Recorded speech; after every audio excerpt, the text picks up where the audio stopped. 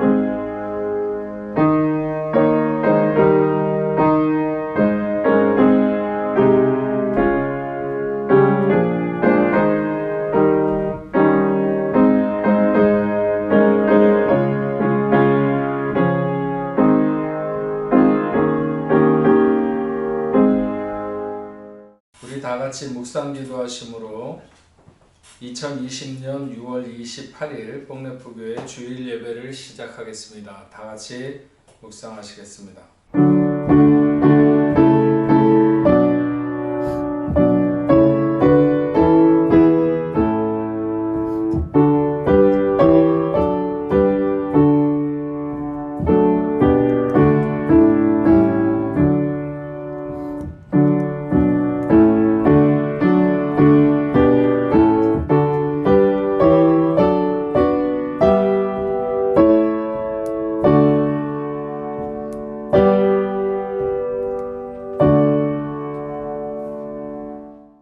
악을 행하는 자들 때문에 불평하지 말며 불의를 행하는 자들 때문에 시기하지 말지어다. 그들은 풀과 같이 속히 배임을 당할 것이며 푸른 채소같이 쇠잔할 것이미로다. 여호와를 의뢰하고 선을 행하라. 땅에 머무는 동안 그의 성실을 식물거리로 삼을지어다. 또 여호와를 기뻐하라. 그가 내 마음의 소원을 내게 이루어 주시리로다. 내 길을 여호와께 맡기라. 그리함 그를 의지하면 그가 이루시고 내 의를 빛같이 나타내시며 내 공의를 정오의 빛같이 하시리로다. 여호와 앞에 잠잠하고 참고 기다리라. 자기의 길이 형통하며 악한 꾀를 이루는 자 때문에 불평하지 말지어다. 분을 그치고 노를 버리며 불평하지 말라. 오히려 악을 만들 뿐이라. 하나님은 영이시니 예배하는 자가 신령과 진정으로 예배할지니라. 아멘. 우리 찬송가 80장 1절과 4절 찬송하시겠습니다. 찬송가 80장 1절과 4절입니다.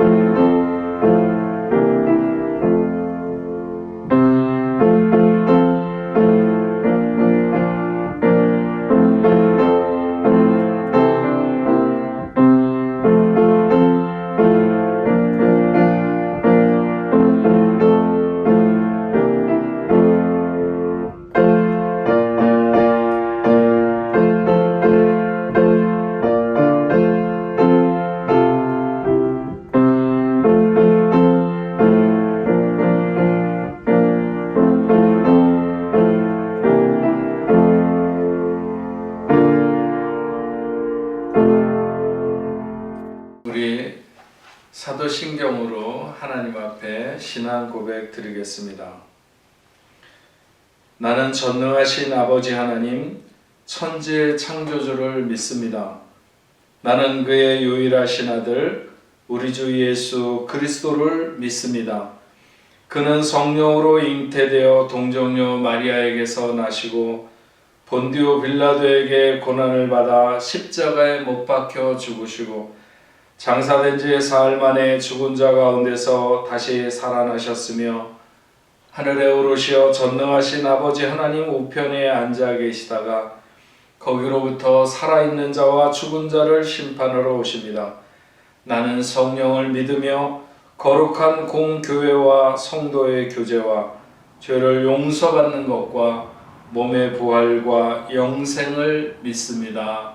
아멘. 우리 찬송가 301장 찬송하시겠습니다. 찬송가 301장입니다.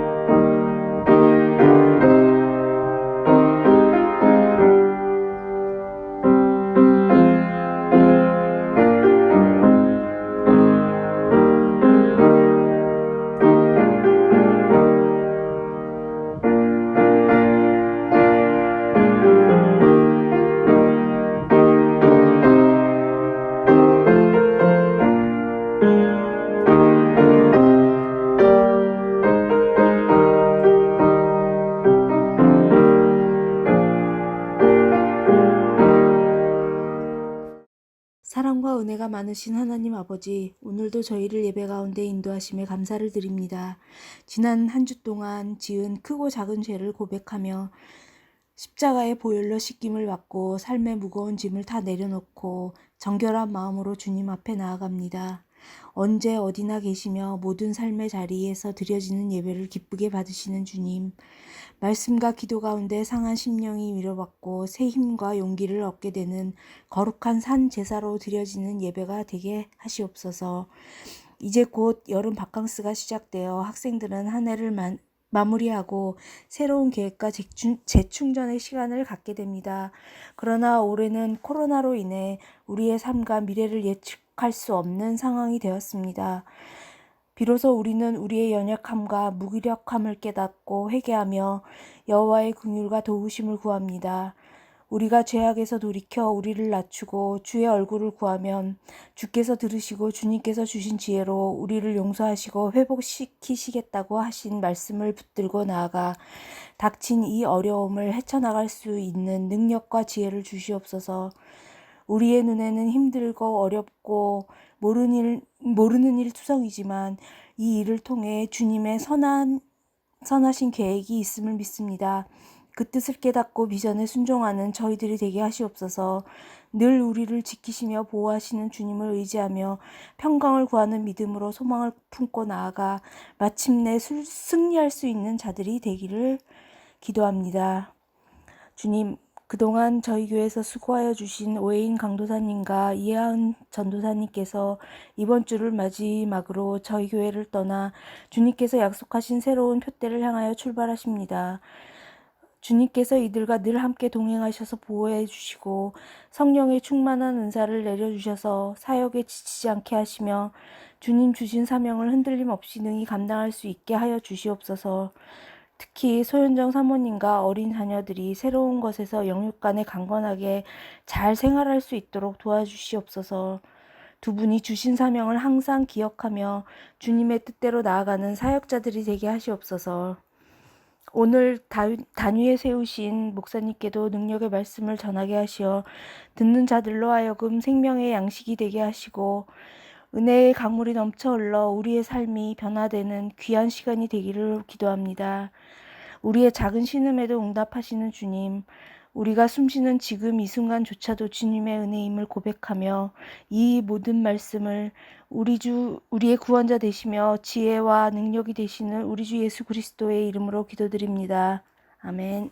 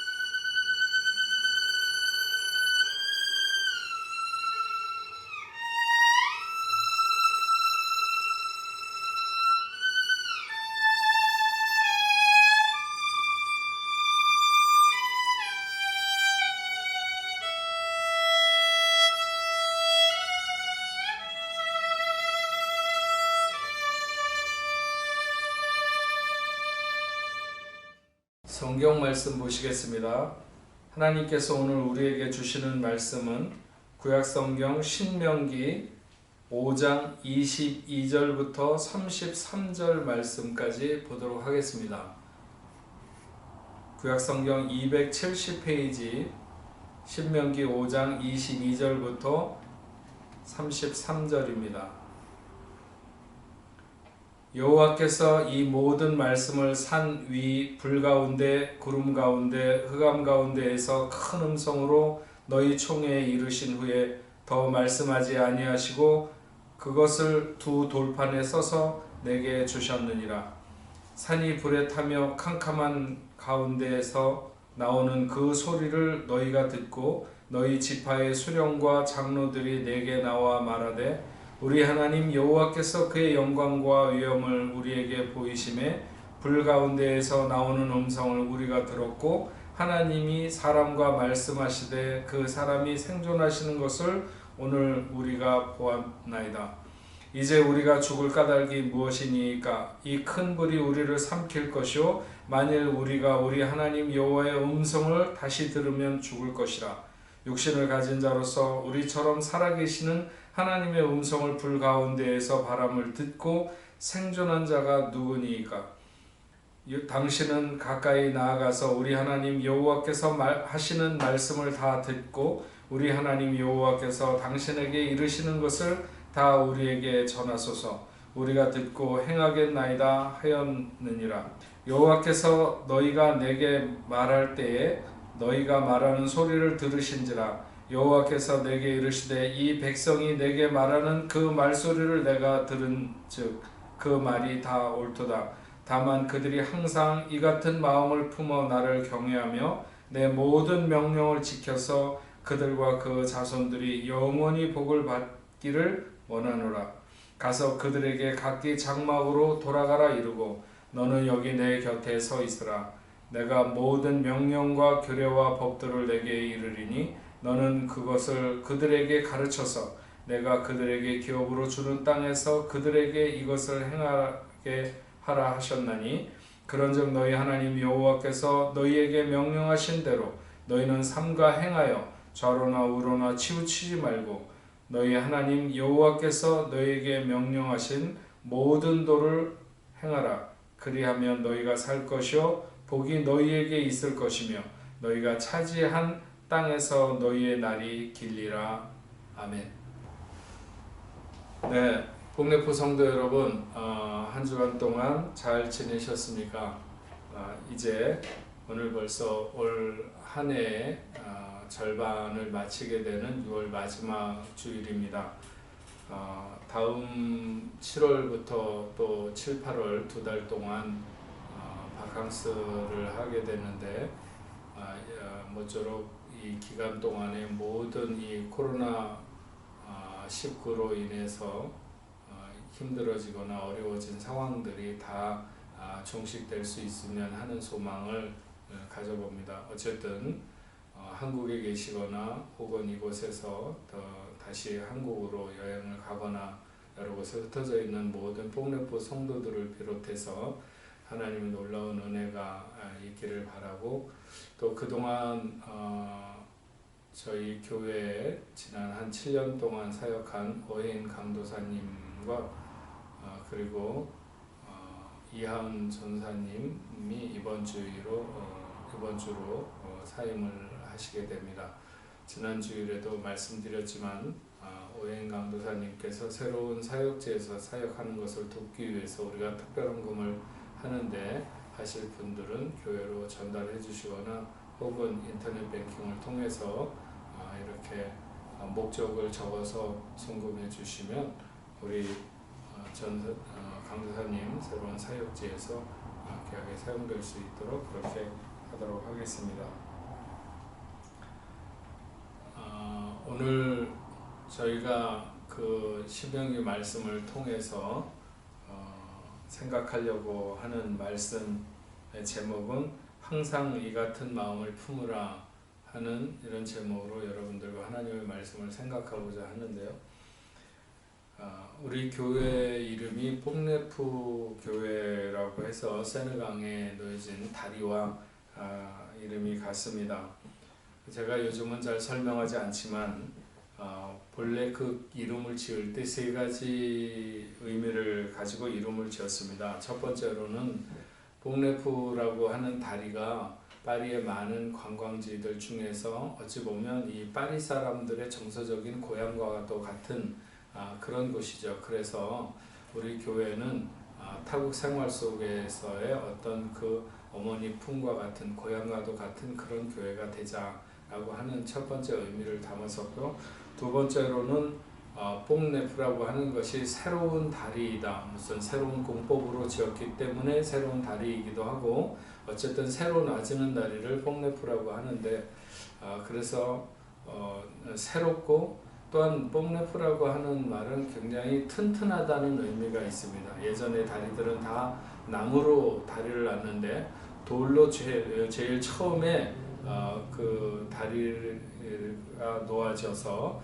오직 사람들이 건너다니는 목적으로만 이 다리를 사용하게 되면서 새롭고 아주 튼튼한 다리를 가리킬 때 뽕네프라 그렇게 말을 합니다. 그래서 속어 중에서 être solide comme le 뽕네프라고 하는 뽕네프처럼 건강하다 이런 그 말이 있습니다. 그래서 우리 교회는 시간이 지나도 늘 새롭고 건강한 교회가 되자 이런 그 의미가 있었고, 또 한 가지가 하나님과 세상 사이에서 다리가 되는 교회가 되기를 원해서 뽕네프라고 하는 이런 이름으로 교회 이름을 지었습니다.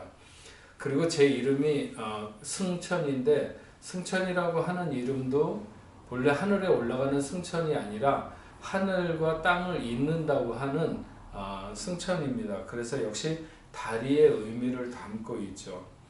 뽕이라고 하는 것은 어디와 어디를 연결해 주는 의미를 담고 있습니다. 그래서 목회자의 역할이라든지 아니면 천주교의 신부의 역할이라든지 이런 사람들이 다 중재자, 그래서 주교를 뽕티프라고 합니다. 그런 뽕티프 하면 대주교를 말하기도 하고요. 그래서 뽕티프 호망 그러면 로마의 교황을 의미하기도 하는데, 이런 모든 것이 다 다리의 역할에 대한 것을 말하는 것입니다. 오늘 말씀은 이스라엘 백성들이 바로 이 다리를 필요로 했다는 말씀이고, 그렇게 다리를 필요로 했던 그 마음을 계속 가져야 된다. 이런 말씀이 오늘 우리에게 주어진 그 말씀입니다. 그리고 저와 여러분들도 모두 세상과 하나님 사이에서 다리의 역할을 해야 되는 사람들이기도 하죠. 본문 말씀은 우리가 하나님에 대하여 가지고 있어야 되는 근본 마음의 자세와 왜 예수 그리스도를 우리가 구하고 의지해야 되는가 하는 것에 대한 해답과도 같은 말씀이 오늘 주어지고 있습니다. 이스라엘 백성들이 하나님의 음성 듣기를 두려워하면서 중재자 모세를 의탁하며 그들이 가졌던 마음이 있는데, 그 마음을 항상 품어야 된다. 하나님이 그렇게 말씀하시는 것이죠. 만약 우리가 항상 이 같은 마음을 품는다면 우리와 우리의 자손은 영원한 복을 받게 될 것이다. 이렇게 말씀하고 있는 것입니다. 하나님께서 이스라엘 백성들이 광야를 지나 시내산 앞에 섰을 때 십계명의 말씀을 주신 그 모든 상황을 우리가 영화를 보는 것처럼 그렇게 자세하게 알 수 있지는 않습니다. 하지만 모세가 지난 시간에 있었던 그 날을 되새기면서 출애굽 2세들에게 전해준 바를 보면, 그 이스라엘 백성들이 하나님의 산 호렙에 이르렀을 때 그들의 조상들과 언약을 세우는데, 산 위에 불 가운데 말씀하시는데, 나는 너를 애굽 땅 종되었던 집에서 인도하여 낸 내 하나님 여호와라, 이렇게 하시면서 말씀하시면서 십계명을 주셨습니다. 그런데 산에 불이 붙어 있었고 그 불 가운데서 어떤 음성이 들리는데 그 음성을 알아들을 수가 없었습니다. 그래서 모세가 하나님과 백성 사이에서 하나님의 말씀을 듣고 그 말씀을 백성들에게 전달하는데, 그 모세가 전하는 하나님의 말씀을 듣는 것도 그들에게는 감당이 되지를 않았습니다. 딱 죽을 것 같았던 거죠. 그래서 지파의 수령들과 장로들이 모세에게 나아가서 하나님의 음성을 들은 것만으로도 우리는 이미 죽었어야 되는 사람들이다. 그런데 죽지 않았다는 거죠. 그러나 이제 한 번만 더 그 음성을 우리가 듣는다면 우리 모두는 다 죽는다. 어떤 인생이 하나님의 음성을 듣고 살아남을 수 있겠는가? 당시에 모든 사람들이 가졌던 생각이기도 하고 실제로 하나님의 음성을 듣는다면 죽을 수밖에 없는 그런 것이 명확했었습니다. 그러니까 모세 당신이 하나님 앞에 가까이 가서 하나님이 우리에게 말씀하시는 것을 당신이 우리에게 듣고 와서 전하면 우리 모두가 당신이 전한 말씀을 하나님의 말씀으로 받아들이겠다고 했습니다. 이스라엘 백성들이 모세에게 그렇게 말하는 것을 하나님이 들으신 거죠. 그러시고 모세에게 말씀하시기를 이 백성이 내게 말하는 그 말소리를 내가 다 들었는데 그 말이 옳다 하는 것입니다. 다만 그들이 항상 지금과 같은 그런 마음을 품어서 나를 경외하며 내 모든 명령을 지키면 그들과 그들의 자손이 영원히 복을 받게 될 것이다. 하나님이 그렇게 말씀하신 것입니다. 그래서 그 백성들을 모두 장막으로 돌려보내고 모세만 남아서 하나님의 명령과 규례와 법도를 듣고 이스라엘 백성들에게 전달하게 됩니다. 그러면서 모세가 그들에게 이르기를 여호와께서 너에게 명령하신 대로 너희는 삼가 행하며 좌로나 우로나 치우치지 말고 너희 하나님 여호와께서 너희에게 명령하신 모든 도를 행하라. 그리하면 너희가 살 것이요 복이 너희에게 있을 것이며 너희가 차지한 땅에서 너희의 날이 길 것이라고 그렇게 말씀하셨습니다. 그러니까 오늘 말씀은 이스라엘 백성들이 직접 하나님의 말씀 듣기를 두려워해서 중간에 모세를 세워서 모세가 하나님의 말씀을 전달해주면 좋겠다는 것이고 그것은 그런 이스라엘 백성들의 마음가짐이 하나님 마음에 들었고 계속 변치 않고 그 마음을 가지고 하나님을 경외하고 하나님의 명령을 지키면 영원히 복을 받게 될 것이라고 하는 말씀을 오늘 해주고 있는 것입니다. 그럼 왜 이스라엘 백성들이 하나님의 음성을 직접 듣는 것에 대해서 두려움을 가졌을까요? 그것은 말씀이 불이었기 때문입니다. 비록 모세가 중간에서 하나님의 말씀하시는 것이 무슨 뜻인가를 전해 주었지만 그들의 마음을 밀고 들어오는 말씀은 마치 불덩어리와 같았습니다. 그것은 단순하게 뜨겁다는 것을 의미하는 것이 아닙니다. 그들의 마음에 불이 밀고 들어오면서 죄에 대한 심판의 공포가 그들을 지배하고 하나님 10계명의 말씀이 하나씩 선포될 때마다 그들의 과거 속에 죄들이 정죄되며 숨을 못 쉬고 죽을 것 같은 공포와 두려움에 빠져들게 되었던 것이죠. 하나님의 말씀을 대할 때 너무나 뜨겁고 하나님의 진노가 느껴져서 죽을 것 같았다고 하는 것입니다. 살아계신 하나님의 말씀을 대할 때 일어나는 현상입니다. 많은 사람들이 이런 것을 경험한 사람들도 있고 주변에 많이 이야기들을 합니다. 그래서 그들은 중재자를 필요로 하게 되었던 것이죠. 중재자는 어느 한편에만 서는 것이 아니라 양쪽을 모두 대변하게 되는데 모세가 하나님과 백성 사이에 공식적이고 합법적인 중보자가 되었습니다. 모세가 중보자가 된 것은 하나님과 사람 사이에 유일한 중보자 되시는 예수 그리스도의 모형이 되는 것입니다. 이스라엘 백성들이 자기들이 죽을 것 같은 두려움을 해소하기 위해서 모세를 중보자라고 원했던 것처럼 모든 인생이 죄로 죽을 수밖에 없는 환경에서 예수가 필요한 것에 대해 절실하게 된 것과 같은 이유인 것이죠. 인생에게 중보자가 필요한 것은 스스로는 무엇인가 할 수 없기 때문에, 그런 힘이 없기 때문입니다.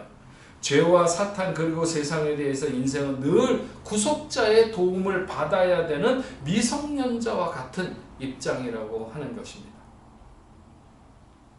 예수 그리스도의 중보 사역은 성삼위 삼위 하나님에 의한 것입니다. 그래서 그분은 철저하게 하나님 아버지의 뜻을 이루기 위해서 힘쓰시는 분이셨습니다. 그러나 그분은 또한 연약한 인생의 죄를 온 몸으로 막아내시면서 아버지와 화목을 위해서 중재에 나서신 것을 알 수 있습니다. 이스라엘 백성들이 가데스 바네아에서 가나안을 정탐하고 나서 하나님과 모세를 원망하면서 자기들이 원하는 지도자, 모세가 아닌 다른 지도자를 세워서 애굽으로 돌아가고자 할 때 하나님이 너무 화가 나셔서 그들을 다 멸절시키고 모세를 통해서 다른 민족을 일으켜 하나님의 뜻을 이루겠다고 했을 때 모세가 목숨을 걸고 하나님을 막아서게 됩니다. 하나님이 모세를 버리시겠다고 한 것이 아니었어요. 말 안 듣는 이스라엘을 버리고 오히려 모세를 더 높고 존귀하게 세우시겠다고 하는 것이었어요. 하나님이 원하시면 못하실 일이 무엇이 있겠어요? 모세 한 명만 남아도 그를 통해서 충분히 거대한 민족을 또 이루실 수도 있습니다. 그런데 모세는 하나님을 막아서면서 이스라엘을 용서해달라고 그들의 입장에 서서 간절하게 구하고 설득해서 하나님의 마음을 돌려놓게 됩니다. 시간이 흘러서 예수께서 이 땅에 오실 때에는 하나님의 진노가 쏟아지고 있는 시점이었습니다. 예수님께서는 자기의 생명을 던져서 그 쏟아지는 하나님의 진노를 막아서신 것이죠. 십자가 위에서 그분의 기도는 아버지여 저들을 용서하여 주옵소서. 저들이 자기들이 하는 일을 알지 못함이니이다. 하나님은 그 아들의 순종에 설득당하신 것입니다. 죄인의 편에서 끝까지 자기의 희생을 마다하지 않는 예수 그리스도의 예수 그리스도가 중보자가 되셨기에 우리는 그를 힘입어서 구원의 문에 들어서게 된 것이죠. 중보자들은 하나님에 의해서 세워졌지만 그래도 연약한 인생의 편에서 아버지께 간절하게 구하는 자세를 가졌습니다. 모세도 그랬고 예수 그리스도께서도 그러셨습니다. 결국 그 중보자가 있었기에 이스라엘도 우리도 구원을 누리게 된 것입니다. 우리가 예수의 이름을 부르며 나아가는 이유가 거기 있는 것이죠. 이스라엘 백성들은 모세의 중보가 아니었으면 그들은 이미 하나님의 손에 다 멸절되었을 것입니다. 우리도 예수 그리스도의 중보자가 아니라면 단 한 명도 구원을 얻을 수가 없었습니다. 모든 인생에 철저히 매달리고 의지해야 되는 그 이름이 예수인 것이죠. 불과 구름 그리고 흑암 속에서 우레와 같은 큰 음성이 들릴 때 이스라엘 백성들은 하나님의 압도적인 영광에 사로잡히게 되었을 것입니다. 도저히 인간으로는 낼 수 없는 소리였을 것이고 인간의 폐부 깊숙이 밀고 들어오는 그 음성을 한 번 더 들으면 죽을 것이라고 하는 공포에 사로잡히게 되면서 그들은 마음이 끝없이 낮아지고 겸손의 모드로 바뀔 수밖에 없었습니다. 그리고 그것은 하나님의 영광을 대하는 인간에게 너무나도 당연한 것이 아니었을까요? 그들이 중재자를 구하는 것 자체가 이미 하나님의 음성을 들을 때 죽을 것 같았지만 죽지 않으면서 하나님의 은혜가 흘러들고 있었다고 하는 것을 알 수 있습니다.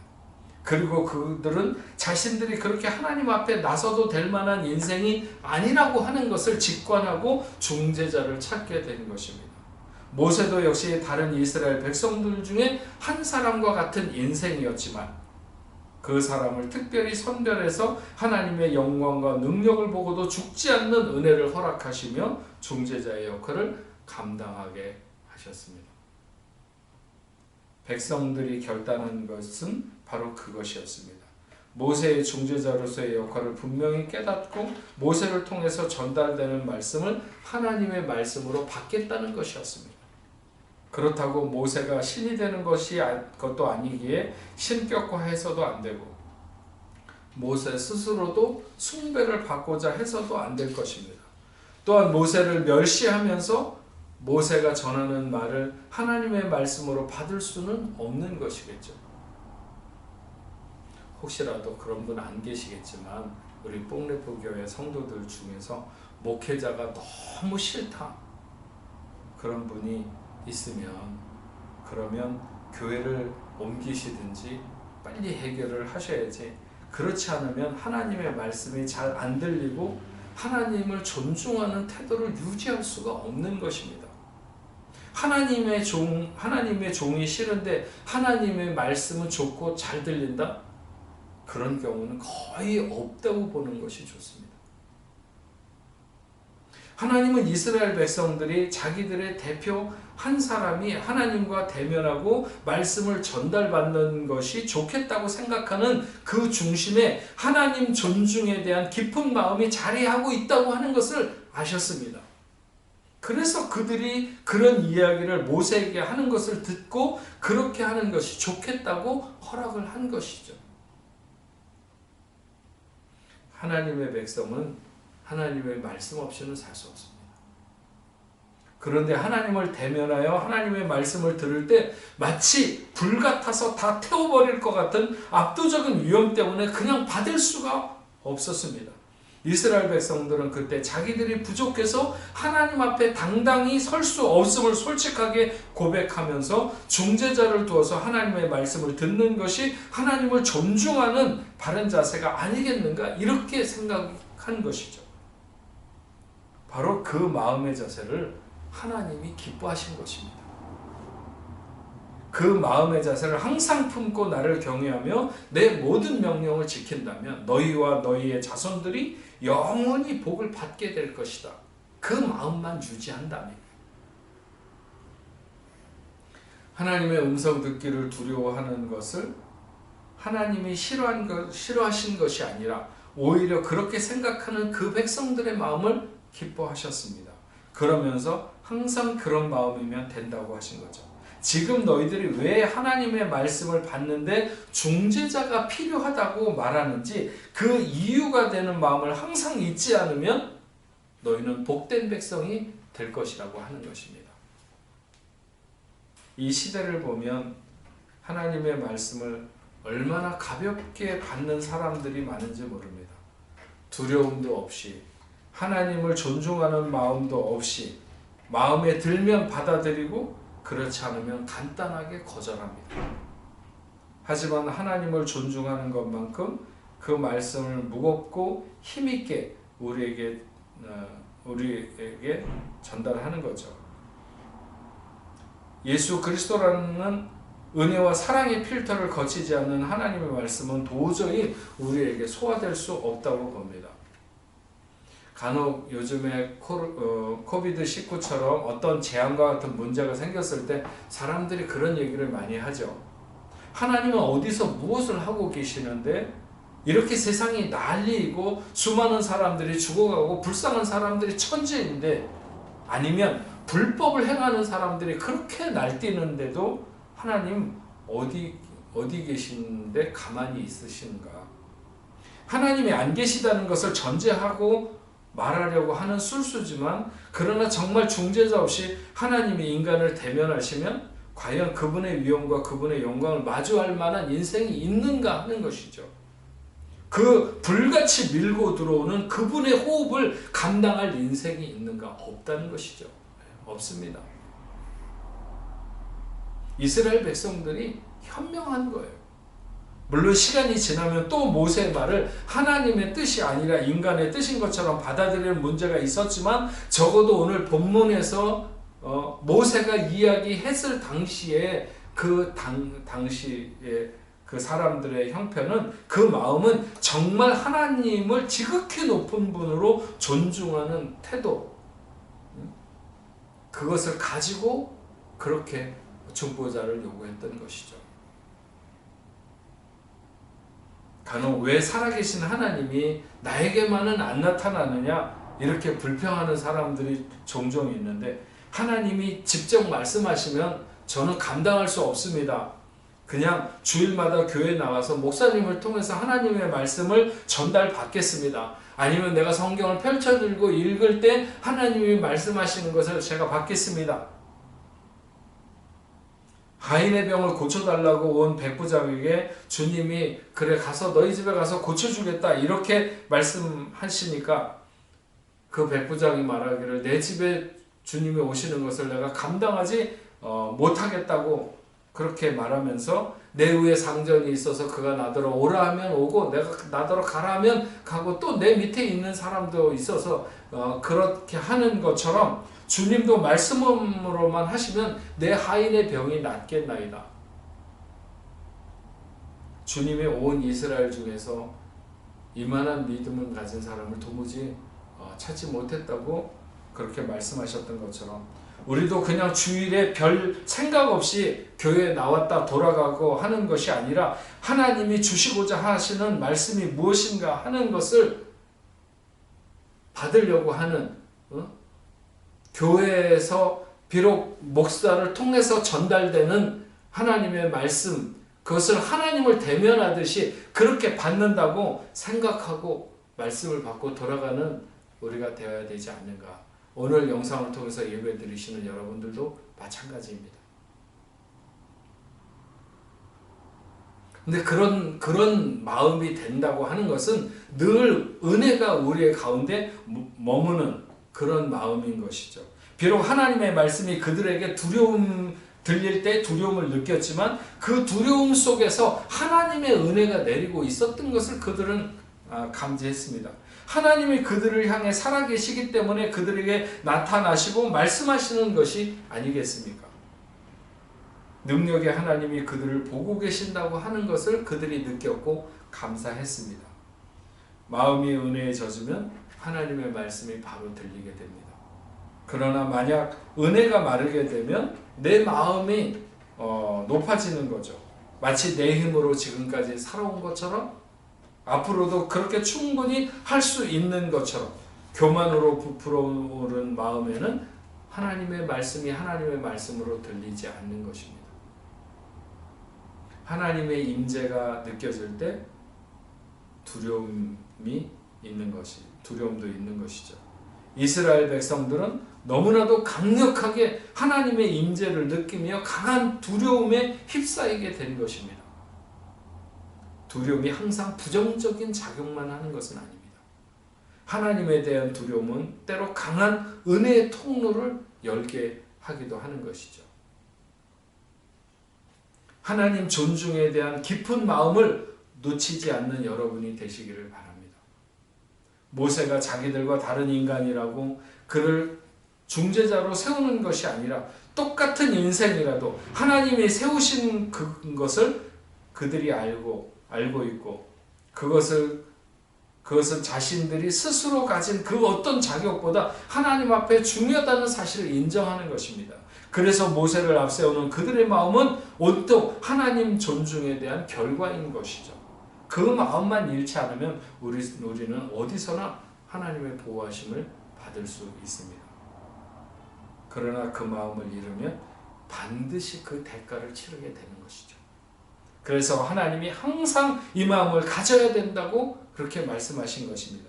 하나님은 백성들의 요구대로 모세를 따로 세워서 하나님이 이루고 싶은 모든 명령과 규례와 법들을 일러주셨고 가나안 땅에서 어떻게 살아가야 할 것에 대해서도 말씀하셨습니다. 그러면서 하신 중요한 말씀이 내가 준 명령을 중심에 두고 좌로나 우로나 치우치지 말라고 하는 것입니다. 좌로나 우로나 치우치지 않는 것이 바로 중보자의 자세와 같은 것이죠. 네. 우리의 삶에도 이런 태도가 매우 중요합니다. 이를테면 자녀를 양육할 때 너무 사랑스러워서 사랑으로만 아이를 대한다고 생각을 해보자는 거예요. 그러면 어떻게 될까요? 아이가 어떻게 커갈까요? 자기만 알고 자기밖에 모르는 괴물로 변해갈 수도 있습니다. 아니면 바르게 키워야 된다고 공의로운 쪽만을 계속 몰아붙이면 아이가 잘 클까요? 그렇다고 해서 아이가 바르게 크는 것은 아닙니다.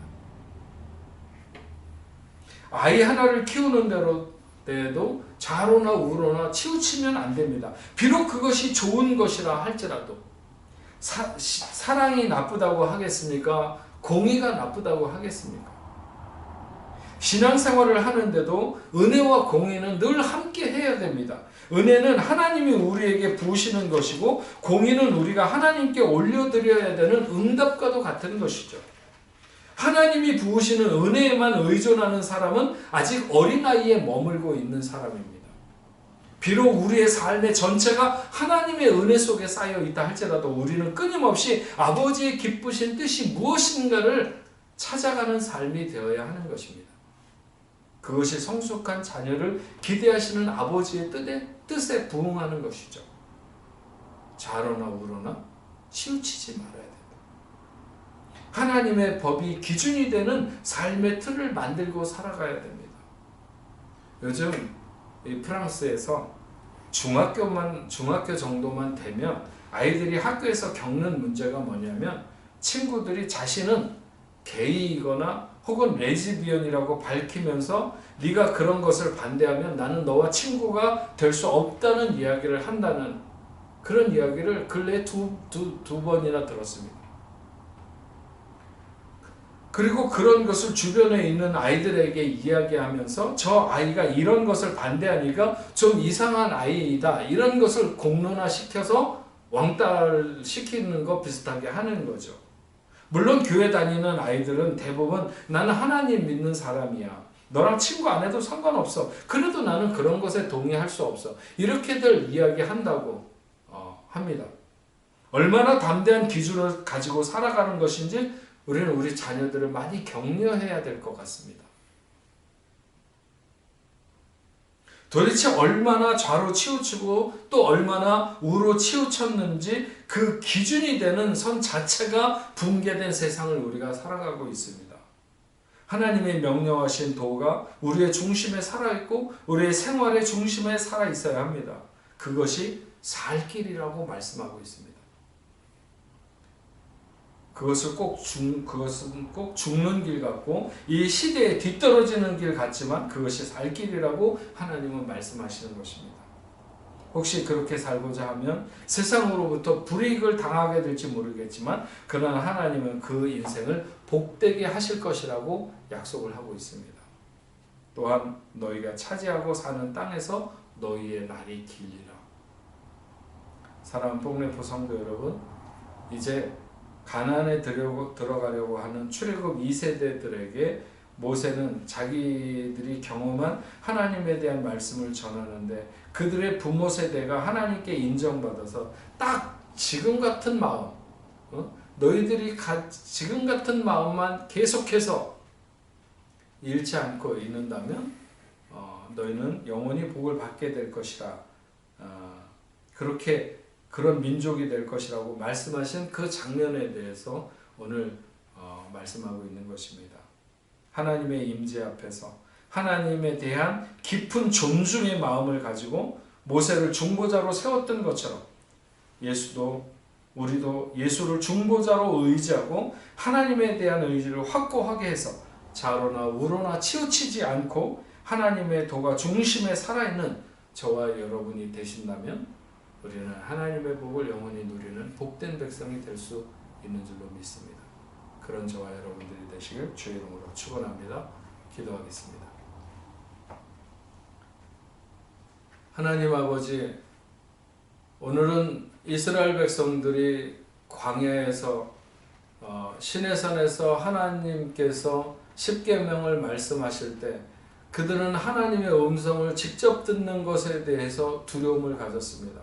만약 또 한 번 다시 하나님의 음성을 듣는다면 자기네들은 틀림없이 죽을 것이라고 하는 이런 두려운 마음을 가지고 그러면서도 자기들을 사랑하셔서 이렇게 말씀하시고 나타나시는 하나님에 대한 경외를 그들은 모세라고 하는 중보자를 세우면서 그 중보자를 통해서 전달되는 말씀을 하나님의 말씀으로 받겠다고 하는 이런 마음의 자세를 가졌습니다. 그랬더니 하나님께서 너무나도 좋아하시면서 그런 자세를 끝까지 갖는다면 너희는 영원히 복된 백성이 될 것이라고 그렇게 말씀했습니다. 어쩌면 이것은 세월이 흘러서 오늘날의 모든 교회를 세우시고 하나님께서 세상을 하나님의 백성, 하나님의 나라로 이끌어 가시는 이런 기초와도 같이 오늘 부족하지만 똑같은 연약한 인생이지만 하나님의 말씀을 대언할 때 많은 성도들로 하여금 하나님의 말씀을 듣듯이 하나님의 말씀을 받듯이 그렇게 저들로 하여금 듣고 깨닫고 살아갈 수 있는 그런 환경을 열어놓으신 것을 믿습니다. 오늘 우리가 이 말씀을 잘 기억하게 하시고 우리들도 그 하나님의 뜻을 따라서 좌로나 우로나 치우치지 아니하고 오직 주의 명령과 규례와 율법을 쫓아서 행하게 될 때, 그 말씀대로 살아가게 될 때 영원한 하나님의 복을 누리는 백성들이 될 수 있는 줄로 믿습니다. 오늘 우리도 우리의 중보자 되시는 예수 그리스도를 의지하면서 오늘도 살아가는 복된 백성들 되도록 주님 인도하여 주옵소서. 예수님의 이름으로 기도합니다. 아멘. 네, 우리 찬송가 446장 찬송하시겠습니다. 찬송가 446장입니다.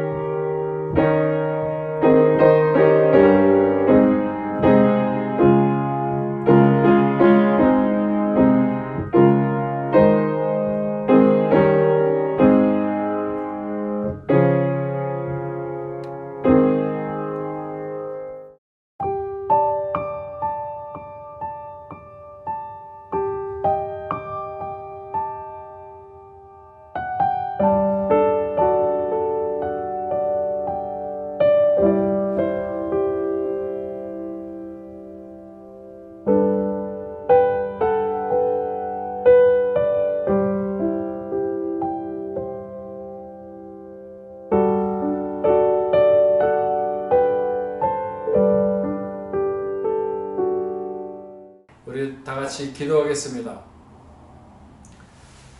전능하신 아버지 하나님 감사합니다. 오늘도 하나님 앞에 영상으로 각 가정에서 예배드리며 이 시간에 귀한 예물을 하나님 앞에 구별하여 드렸습니다.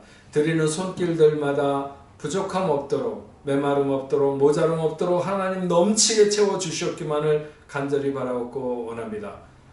사랑하는 귀한 자녀들이 경영하는 사업과 가정과 직장생활 하는 모든 일들 학업 위에도 하나님 함께해 주시고 그 모든 생활에 환경을 따라서 우리에게 주신 소득 가운데 11조로 감사 예물로 선교 헌금으로 주일헌금으로 드리는 모든 손길들마다 부족함 없이 넘치게 채워주시옵시고 아무리 시대가 어려워도 하나님이 보호하시는 백성은 하나님의 복 가운데 살아가는 것을 분명히 믿는 믿음의 자녀들 되게 하여 주옵소서. 흩어지는 곳에서 아버지 하나님 저들이 늘 성실하게 또 진실되고 정직하게 살아갈 수 있도록 주여 도와주셔서 과연 하나님을 믿고 하나님을 바라보며 살아가는 백성들이 다르다고 하는 것을 세상 중에 드러내게 하여 주옵소서. 오늘은 선교 주일입니다. 믿음의 자녀들이 아버지 하나님 세상 여러 곳에 흩어져 복음을 전할 때 힘과 능력을 허락하여 주시옵시고 멀리 떨어져 있는 저희들이라도 마음을 합하고 아버지 하나님 물질을 더하고 기도를 더해서 하나님의 나라가 오늘도 어김없이 확장되는 귀한 역사 있도록 주님 도와주시옵소서. 우리 교회가 아버지 하나님 이 시대 가운데 정말 세상과 하나님 사이에서 다리가 되는 교회가 되게 하시고 하나님의 역사를 크게 드러낼 수 있는 존귀한 교회로 하나님 삼아 주옵소서. 이제는 우리 주 예수 그리스도의 은혜와 하나님 아버지의 크신 사랑과 성령님의 감화 감동 위로 교통하심이 오늘 하나님 앞에 예배하는 당신의 사랑하는 자녀들과 저들의 가정과 직장과 두곤 고국에 세계 만방에 흩어져 복음을 전하는 모든 선교사들과 그 사역지 위에 이제로부터 영원토록 함께 있을지어다. 아멘.